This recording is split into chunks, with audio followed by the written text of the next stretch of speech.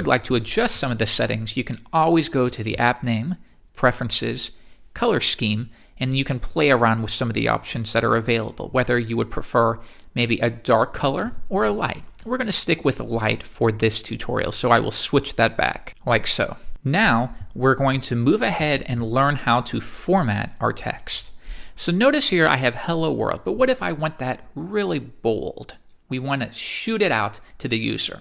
Well, we can use a heading element to do that. So I will type H1, and this says the text here should be a heading level 1 element. That's the topmost heading, and generally that means it's going to be the largest, it's going to receive the most weight when the browser looks at it. But once again, if we wanted to type, here's my text, let's save that. I will go to File, Save, or from now on I will type Command S to do so. And now I want to go back and view this in the browser. Now notice it says Hello World, and then it says here's my text. So it is receiving this heavier weight, the text is bold, but this should not be bold as well. That's not right. Well, let's go back. And the problem is, as we learned in the very first introductory lesson, we did not close the H1, so the browser just assumed everything that followed it should be the heading level 1. So always remember to close this out. And we use the / to do it.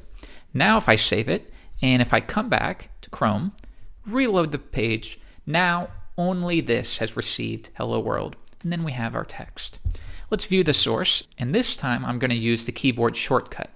Rather than view source on my Mac, it will be Option Command U, so I will do that now. Now notice everything's looking good. It looks identical to what we've typed in. But here's my text. What is that? Well, that would be maybe a paragraph. It's a paragraph of text.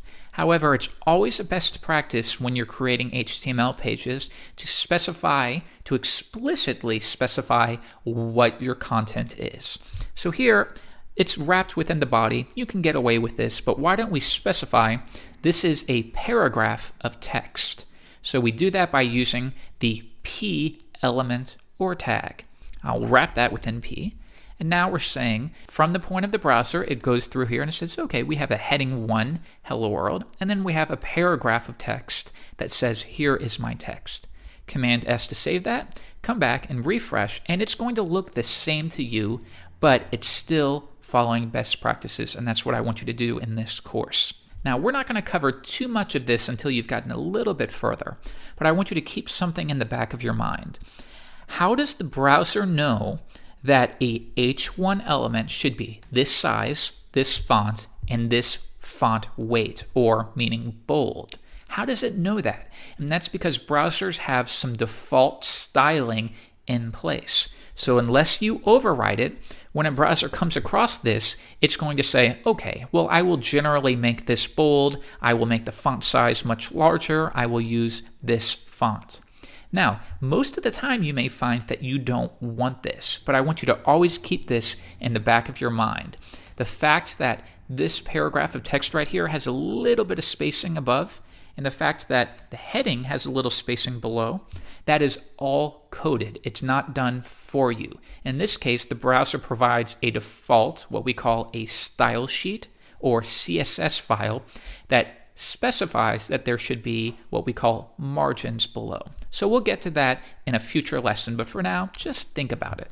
Next, I want to add some emphasis to my. So how can we emphasize a particular word? We can do that by using the EM element. And EM stands for emphasis. So now we're telling the browser, here's my text, it's a paragraph, but this specific word needs to receive emphasis. Now, what form that takes? I don't know. Let's save it and view it in the browser, refresh, and now I want you to note that if I zoom in, my is now italic. Again, this is the default. It's quite common. Most people keep it, but the browser has set that by default. Any element that is emphasized should have italic text. Now, what's the opposite of this? Well, that would be strong, meaning we are going to make this particular string or this particular word strong. So here I will wrap here within a strong element. And traditionally, this is used to make text bold, but it does not have to. It can do anything you want.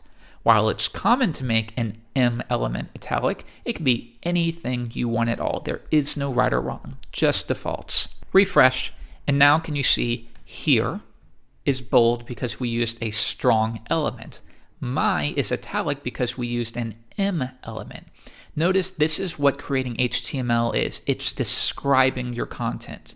In Microsoft Word, you can simply choose a font size, a font color, and then you begin typing. When you press enter, it will automatically add some spacing, but within HTML, we need to explicitly state that. We're having a paragraph, we have a heading here. And what you'll find is, while it might seem like more work at first, I prefer it. If I were writing a book, I would honestly prefer to do it in HTML rather than a program like Microsoft Word. And you might feel the same after a few months. In the next lesson, I'm going to teach you how to create a list of items.